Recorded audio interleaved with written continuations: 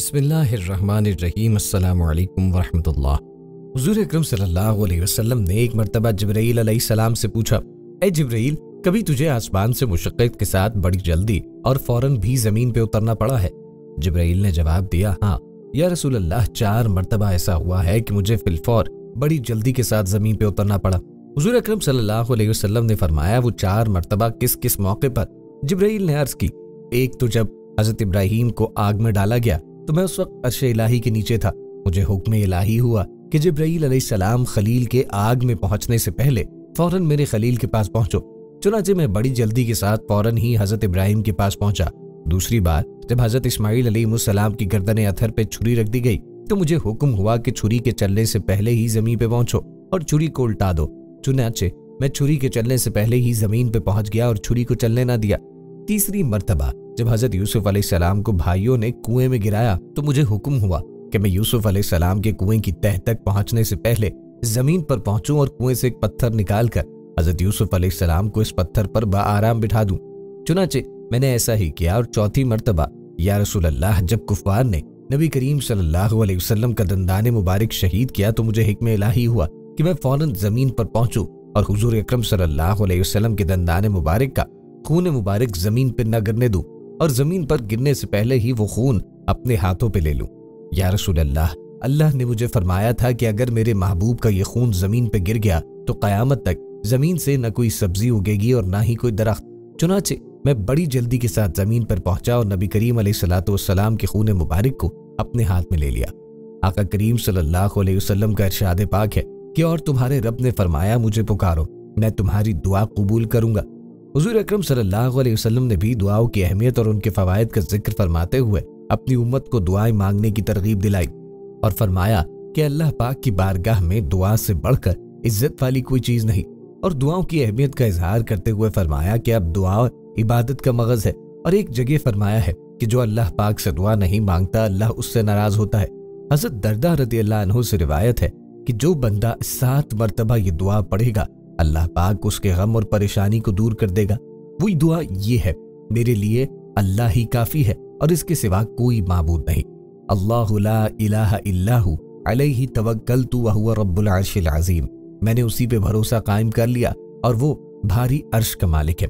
इसी तरह हज़रत उस्मान बिन अफ़्फ़ान रज़ियल्लाहु अन्हु से रिवायत है कि रसूल करीम अलैहिस्सलातु वस्सलाम ने फरमाया कि जो शख्स सुबह शाम 3 मर्तबा ये दुआ पढ़े तो उसको दुनिया की कोई चीज नुकसान न पहुंचाएगी। और वो दुआ ये है, बिस्मिल्लाहिल्लज़ी ला यदुर्रु मअ इस्मिही शैउन फिल अर्दि वला फिस समाई व हुवस समीउल अलीम। एक हाजतमंद हज़रत उस्मान गनी रज़ियल्लाहु अन्हु के दरवाजे पे गुरूब आफ्ताब के बाद आया। अभी उसने दस्तक न दी थी कि हज़रत उस्मान गनी रज़ियल्लाहु अन्हु की आवाज उसके कानों में पड़ी। वो अपनी अहलिया से शिकायत कर रहे थे कि चराग की बत्ती मोटी है जो तेल ज्यादा इस्तेमाल करने का सबब बन रही है। हाजतमंद ने जब ये सुना तो सोचता ही रह गया कि जो तेल के मामूल से ज्यादा खर्च पर अपनी बीवी को सरजनिश कर रहा है वो ऐसे शख्स से हाजत बरारी की क्या तवक्को करे, शायद मेरी कुछ ही इमदाद कर दे। उसने इरादा किया कि हाजत बयान कर कर देखता हूं। उसने दस्तक दी और अपनी हाजत बयान की और लहजे में जरूरत कुछ ज्यादा ही है जोर देते हुए कहा। हज़रत उस्मान गनी रज़ियल्लाहु अन्हु ने उस शख्स का हाथ पकड़ा और उसे बस्ती से बाहर ले गए जहां आपका सामान तिजारत रखा हुआ था। फरमाया, ये सब तेरे लिए है, क्या इससे तेरी जरूरत पूरी हो जाएगी? उस शख्स ने हैरान होकर अर्ज किया, हजरत ये सब कुछ मेरी जरूरत से ज्यादा है। उस शख्स ने कहा, अमीरुल मोमिनीन ने फरमाया, मुझे खुशी है कि ये तुम्हारी जरूरत से कम नहीं। चराग की बत्ती मोटी हो जाने पर आप अपनी ज़ौजा मोहतरमा को सरजनिश कर रहे थे। उस शख्स ने अमीरुल मोमिनीन से फरमाया, हालांकि इस कदर चराग रोशनी रखने में शायद सिर्फ 1 दिरहम का तेल भी इस्तेमाल ना हुआ होगा। तब आपने फरमाया, भाई चराग में तेल का ज्यादा इसराफ है और ज्यादा इसराफ अल्लाह को पसंद नहीं और मुझे अल्लाह के हुजूर यहाँ अपने फिक्र आमाल लाहक है, इसलिए मैंने सरजनिश की। एक हल्की दाढ़ी वाला शख्स हजरत उमर बिन अल-खत्ताब और हजरत अली रज़ियल्लाहु अन्हु के पास बैठा था। उसकी आंखें अंदर को धसी हुई थी और जबान जिक्र तस्बीह में मशगूल थी। हजरत उमर ने उससे पूछा कि आपने सुबह किस हाल में की? उस आदमी ने अजीब अंदाज से जवाब दिया कि मैंने इस हाल में सुबह की कि फितने को पसंद करता हूँ और हक बात से कराहत करता हूँ, बगैर वुजू के नमाज पढ़ता हूँ और मेरे लिए जमीन पर वो चीज है जो आसमान पर अल्लाह के लिए नहीं। یہ سن کر حضرت عمر طیش میں آ گئے اور اللہ کے دین کی خاطر انتقام لینے پہ آمادہ ہو گئے اور اس آدمی کو پکڑ کر سخت سزا دینے لگے۔ تو حضرت علی رضی اللہ عنہ نے ہنستے ہوئے کہا، اے امیر المومنین، یہ شخص جو یہ کہتا ہے کہ وہ فتنے کو پسند کرتا ہے، اس سے اس کی مراد مال و اولاد ہے، جیسے کہ اللہ تعالیٰ کے اس فرمان میں مال و اولاد کو فتنہ کہا گیا ہے، اور حق کو ناپسند کرتا ہے، اس سے مراد موت کی ناپسندیدگی ہے، اور بغیر وضو کے نماز پڑھتا ہے، اس سے مراد نبی کریم علیہ الصلوۃ والسلام پہ درود بھیجنا ہے۔ ظاہر ہے کہ درود و سلام کے لیے وضو ضروری نہیں، اور اس نے جو یہ کہا ہے کہ اس کے لیے زمین پر وہ چیز ہے جو آسمان پر اللہ کے لیے نہیں ہے، اس سے اس کی مراد بیوی بچے ہیں۔ ظاہر ہے کہ اللہ کی نہ بیوی ہے نہ اولاد، وہ ذات تو یکتا و بے نیاز ہے، نہ اس کی اولاد ہے اور نہ وہ کسی کی اولاد ہے، اور اس کا کوئی ہمسر نہیں۔ حضرت عمر بن الخطاب کا چہرہ خوشی سے دمک اٹھا اور ہونٹوں پہ مسکراہٹ پھیل گئی، اور خوشی سے جھومتے ہوئے فرمایا، وہ جگہ بری ہے جہاں ابو الحسن نہ ہو، یعنی علی بن ابی طالب نہ ہو۔ حضرت ابن عباس اور عمران بن حسین رضی اللہ عنہم سے روایت ہے کہ نبی کریم صلی اللہ علیہ وسلم نے فرمایا، میں نے جنت میں جھانکا تو دیکھا کہ اس میں زیادہ تر غریب لوگ تھے، اور میں نے جہنم میں جھانکا تو دیکھا کہ اس میں زیادہ تر عورتیں تھیں۔ آپ صلی اللہ علیہ وسلم نے اس حدیث شریف میں یہ بیان فرمایا کہ جنت میں جھانک کر دیکھا تو اس میں زیادہ تر غریب لوگ تھے، کیونکہ غریبوں کے پاس ایسی کوئی شے ہوتی ہی نہیں جو انہیں سرکش بنائے۔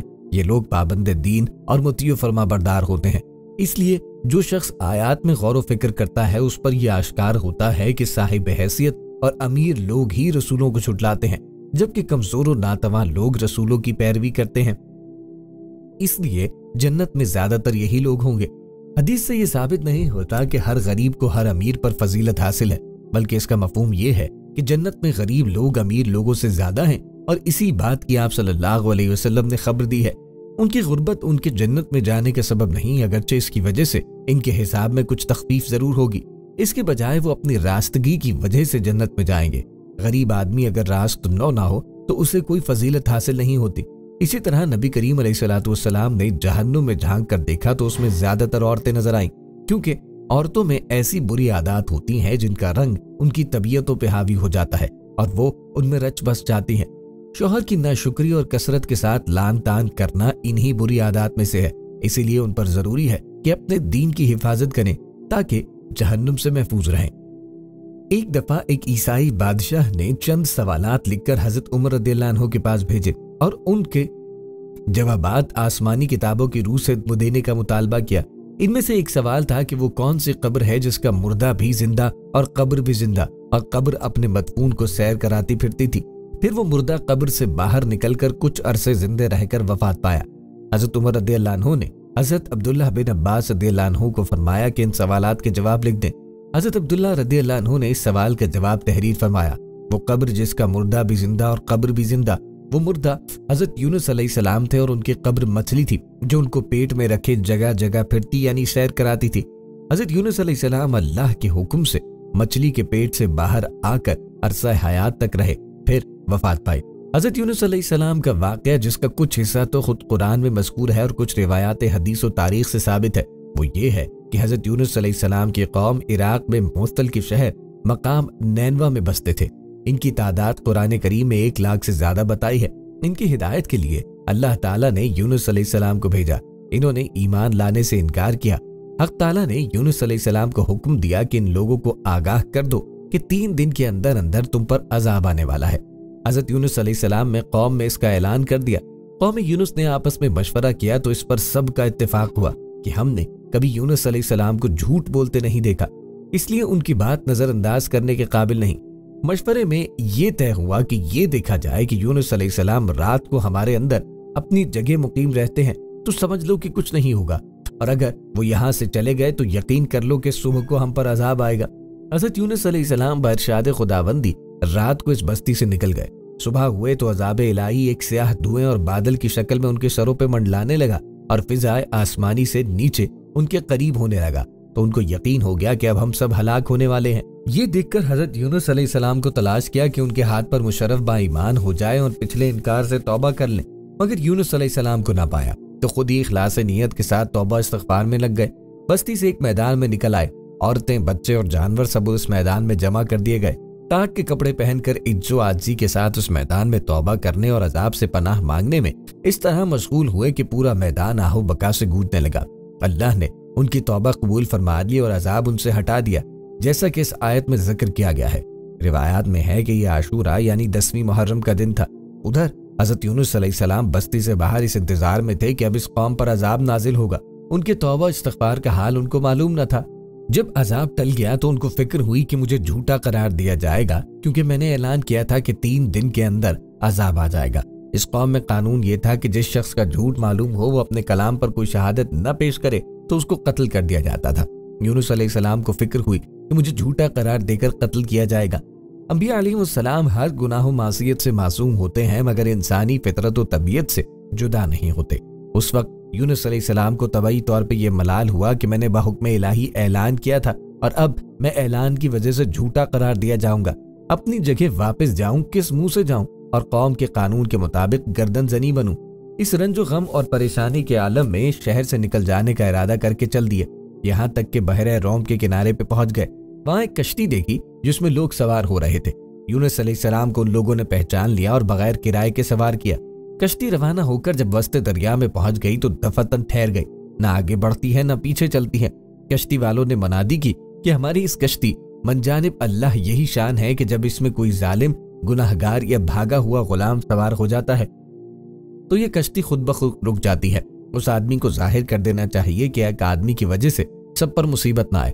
حضرت یونس علیہ السلام بھول اٹھے کہ وہ بھاگا ہوا غلام گناہگار میں ہوں، کیونکہ اپنے شہر سے غائب ہو کر کشتی میں سوار ہوا ایک طبعی خوف کی وجہ سے تھا۔ باذن الہی یہ تھا، اس بغیر اذن کے اس طرف آنے کو حضرت یونس علیہ السلام کی پیغمبرانہ شان نے ایک گناہ قرار دیا کہ پیغمبر کی کوئی نقل و حرکت بلا اذن کے نہیں ہونی چاہیے تھی۔ اس لیے فرمایا کہ مجھے دریا میں ڈال دو، تم سب عذاب سے بچ جاؤ گے۔ کشتی والے اس پہ تیار نہ ہوئے، بلکہ انہوں نے قرعہ اندازی کی تاکہ قرعے میں جس کا نام نکل آئے اس کو دریا برد کیا جائے۔ اتفاقاً قرعے میں بھی حضرت یونس علیہ السلام کا نام نکل آیا۔ ان لوگوں کو اس پر تعجب ہوا کہ کئی مرتبہ قرعہ اندازی کی، ہر مرتبہ بحکم قضاء و قدر حضرت یونس علیہ السلام کا ہی نام آتا رہا۔ قرآن کریم میں اس قرعہ اندازی اور ان میں یونس علیہ السلام کا نام نکلنے کا ذکر موجود ہے۔ لیکن من المدحدین یونس علیہ السلام کے ساتھ حق تعالیٰ کا یہ معاملہ ان کے مخصوص پیغمبرانہ مقام کی وجہ سے تھا کہ اگرچہ انہوں نے اللہ کے کسی حکم کی خلاف ورزی نہیں کی تھی جس کو گناہ اور معصیت کہا جاتا ہے، اور کسی پیغمبر سے اس کا امکان نہیں کیونکہ وہ معصوم ہوتے ہیں، لیکن پیغمبر کے مقام بلند کے مناسب نہ تھا کہ محض خوف طبعی سے کسی جگہ بغیر اذن خداوندی منتقل ہو جائیں۔ اس خلاف شان عمل پر بطور عتاب یہ معاملہ کیا گیا۔ اس طرف قرعے میں نام نکل کر دریا میں ڈالے جانے کا سامان ہو رہا تھا، دوسری طرف ایک بہت بڑی مچھلی بحکم خداوندی کشتی کے قریب منہ پھیلائے موجود تھی۔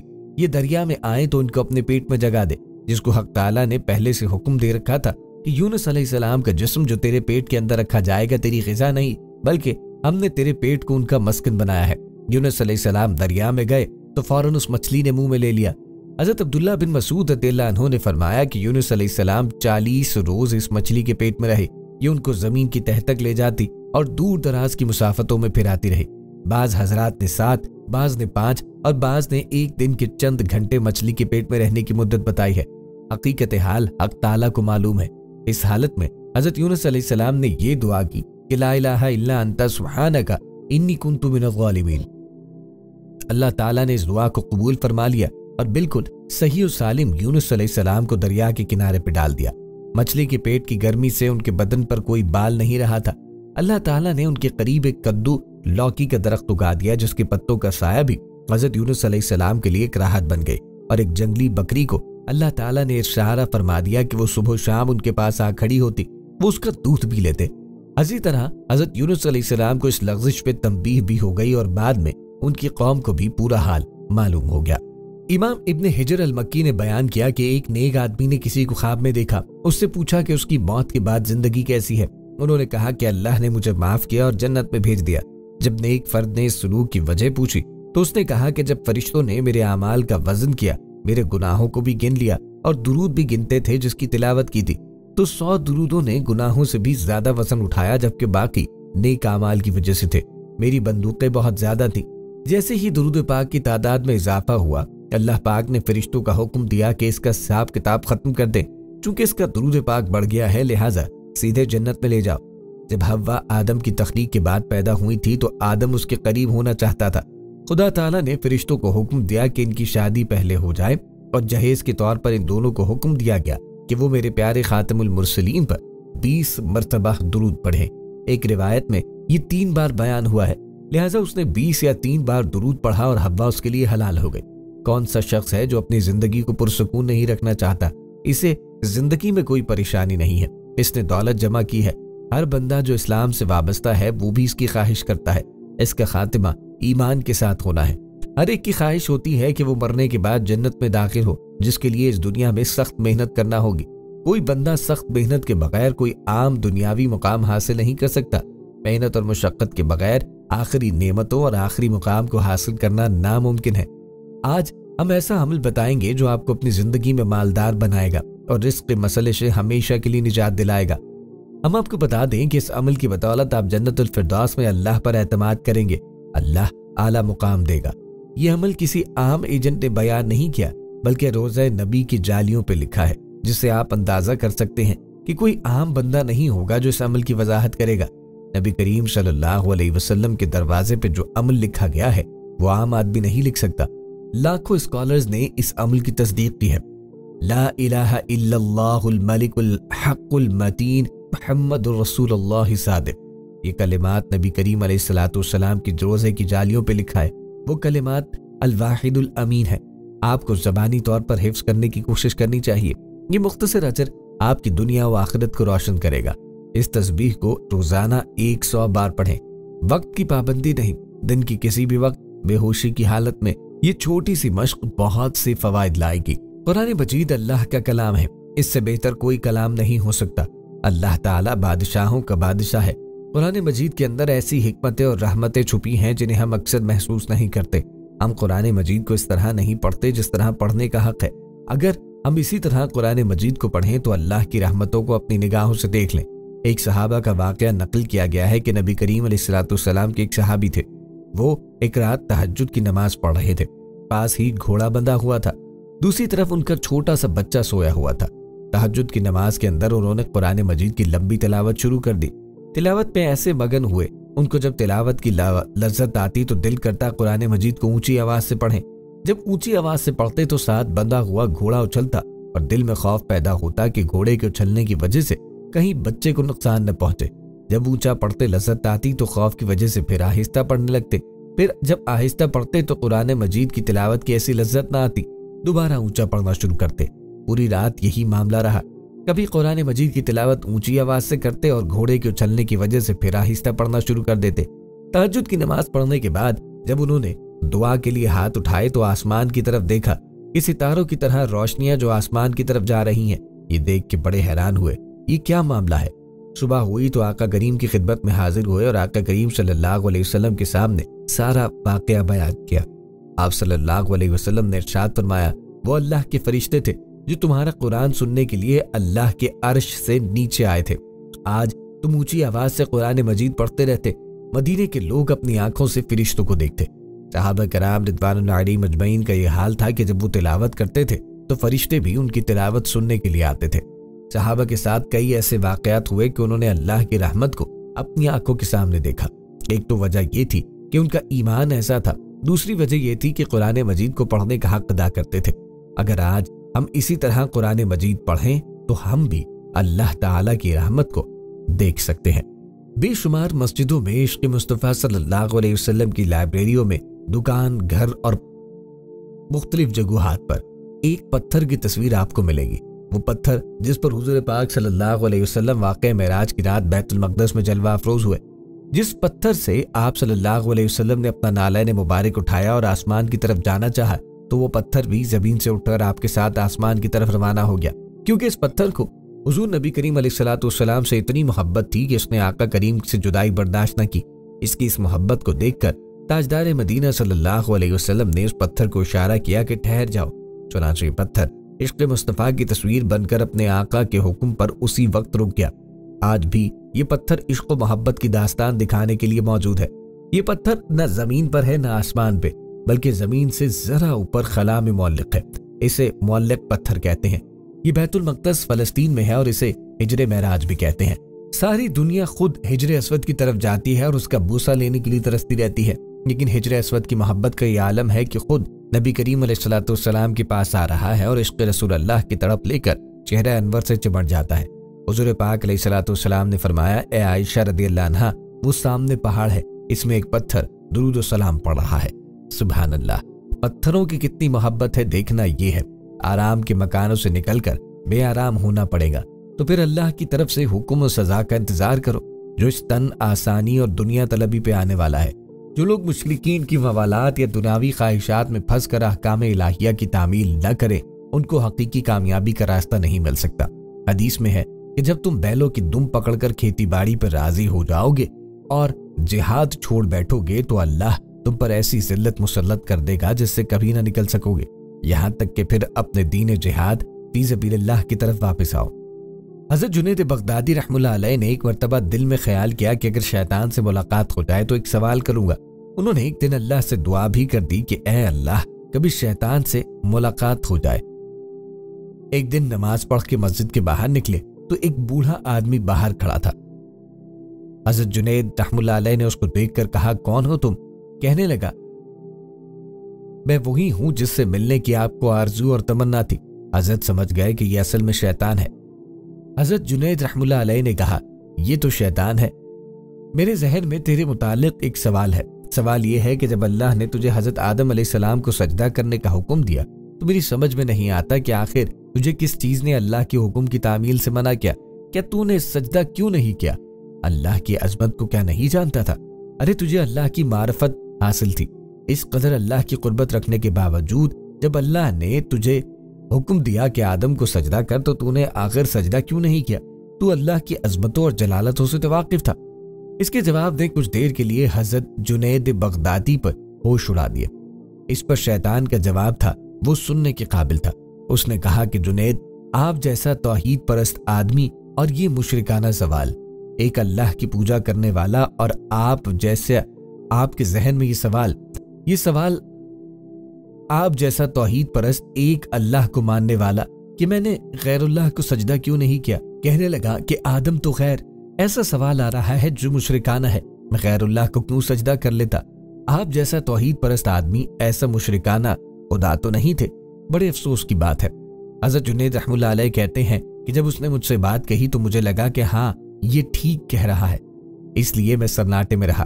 और फिर थोड़ी देर के लिए मुझे ऐसा मालूम हुआ कि मेरा ईमान सलब हो रहा है, इसलिए कि जब वो कह रहा है कि तुम एक अल्लाह को मानने वाले हो और मुझे पूछते हो कि आदम को सजदा क्यों नहीं किया, मैं सोचने लगा कि उसको जवाब क्या दे सकता हूँ। होशो हवास बाकी न रहे। हज़रत जुनैद रहमतुल्लाह अलैह को फौरन अल्लाह की तरफ से इल्हाम हुआ और मुझसे कहा गया कि इससे ये पूछो कि हुक्म देने वाला कौन था। हुक्म देने वाला जब खुद कह रहा है कि फलां चीज को सजदा करो तो तौहीद इसी का नाम है कि इसकी बात को मान लिया जाए। हज़रत जुनैद रहमतुल्लाह अलैह कहते हैं कि इस इल्हाम के बाद मेरा ईमान बरकरार हुआ और ना तो मुझे ऐसा मालूम हुआ कि ना गौस ना वलियों को छोड़ा, मेरे ईमान में तसलजुल पैदा हो गया है। ये है शैतान की मक्कारी और अयारी। गौर करो कि शैतान बातों और चीजों को किस तरह मुज़य्यन करता है और गुमराह करने की कोशिश करता है। इसका जरा अंदाजा इस वाक़े से कर लीजिए। शैतान की अयारी और मक्कारी से बसा औकात इंसान बेईमान भी हो जाता है। कभी भी शैतान से बेफिक्र नहीं होना चाहिए। शैतान कुफ्र को मुज़य्यन करता है, लेकिन उसे खबर नहीं रहती कि वो किस शख्स पे हमला कर रहा है और वो शख्स को भी ये खबर नहीं रहती कि वो बेईमान हो गया है। अल्लाह ताला हम सबको नफ्स और शैतान के हथकंडों से महफूज रखे। हुजूर सल्लल्लाहु अलैहि वसल्लम की पैदाइश से सिर्फ 55 दिन पहले यमन और हबशा का बादशाह अब्रहा था। उसने शहर में एक गिरजाघर बनाया था और उसकी ख्वाहिश थी कि हज करने वाले बजाय मक्का मुकर्रमा के सना में आए और उस गिरजाघर का तवाफ करें और यहीं हज का मेला हुआ करे। अरब खुसूसन कुरैशियों को ये बात बहुत शाक गुजरी। चुनाचे कुरैश के कबीले बनु किनाना के एक शख्स ने आपे से बाहर होकर सिना का सफर किया और अब्रहा के गिरजाघर में दाखिल होकर पेशाब पखाना कर दिया। इसके दरो दीवार को निजासत से आलूदा कर डाला। इस हरकत पे अब्रहा बादशाह को बहुत तैश आया और उसने काबा मुअज़्ज़मा को ढा देने की कसम खा ली। इस इरादे से अपना लश्कर लेके रवाना भी हो गया।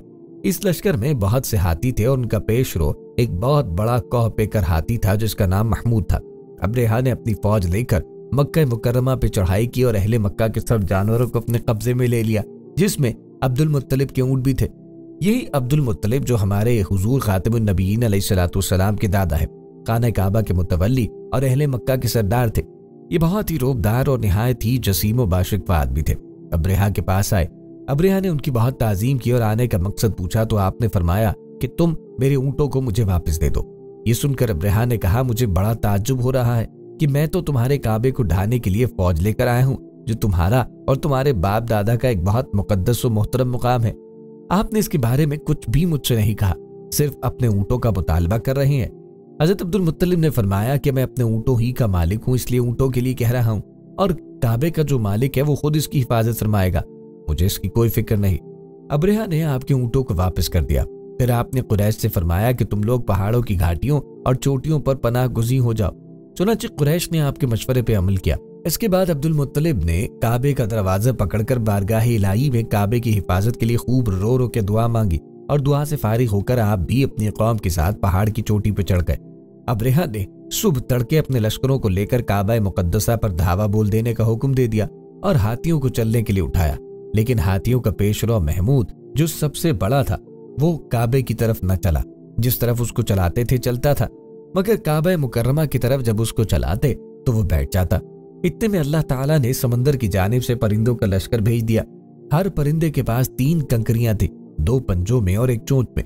ابابیلوں کے اس لشکر نے ابرہہ کی فوجوں پر اس زور کی سنگ باری کی کہ ابرہہ کی فوج بدحواس ہو کر بھاگنے لگی، مگر کنکریاں گو چھوٹی چھوٹی تھیں، لیکن وہ قہر الہی کے پتھر تھے کہ پرندے جب ان کنکریوں کو گراتے تو وہ سنگ ریزے فیل سواروں کے خود کو توڑ کر، سر سے نکل کر، جسم کو چیر کر، ہاتھی کے بدن کو چھیدتے ہوئے زمین پہ گرتے تھے۔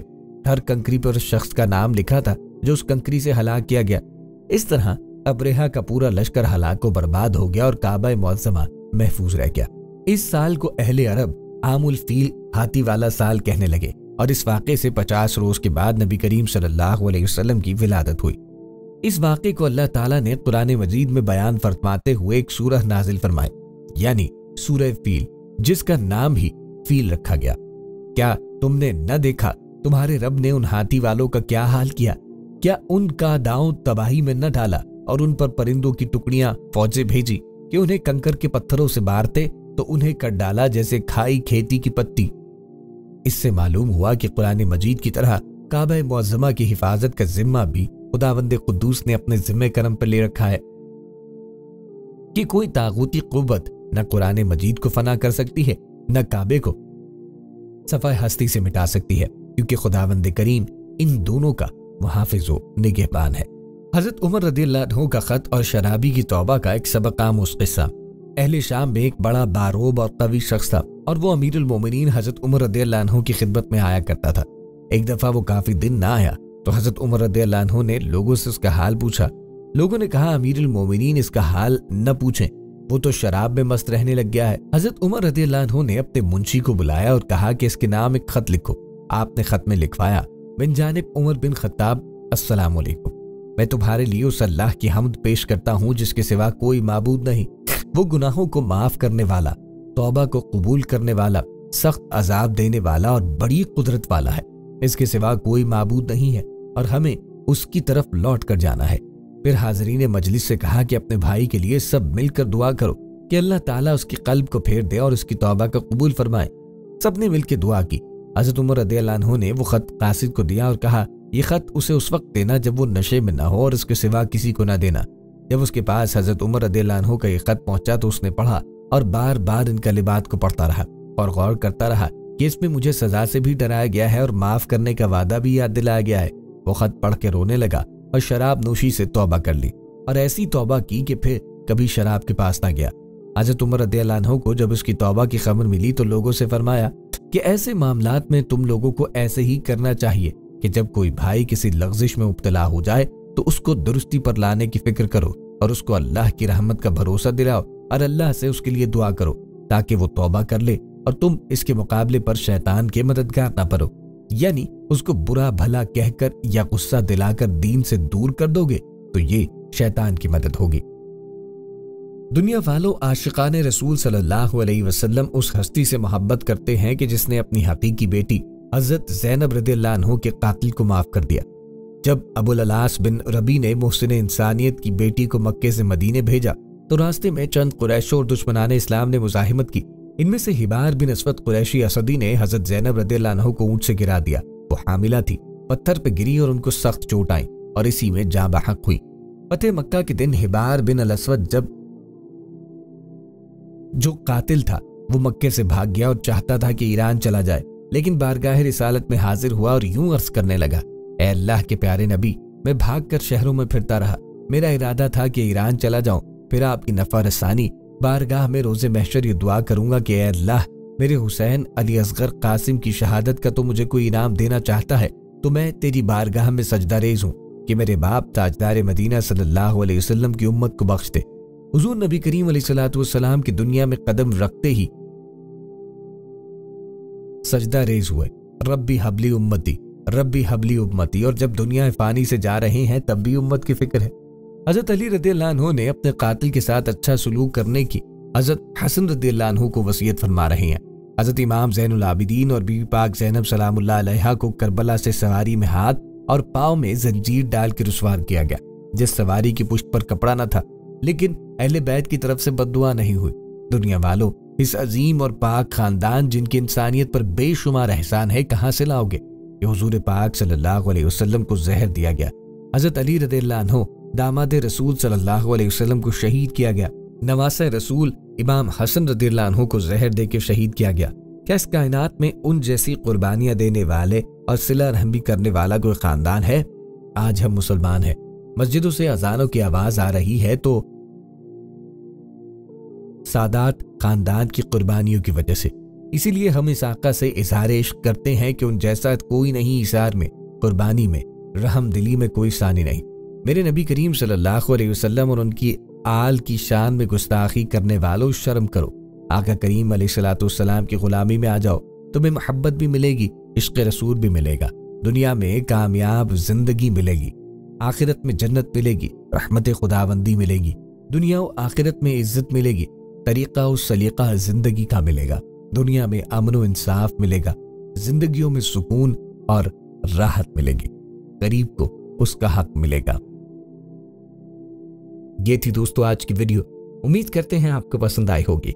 मजीद वीडियोस के लिए चैनल को सब्सक्राइब करें और साथ ही लगे बेल के बटन को दबा दें ताकि आने वाली हर नई वीडियो का नोटिफिकेशन आपको बर वक्त मिलता रहे। अपनी राय का इजहार कमेंट बॉक्स में लाजमन कीजिए। मिलते हैं एक नई वीडियो में, तब तक के लिए अल्लाह हाफिज, फी अमानिल्लाह।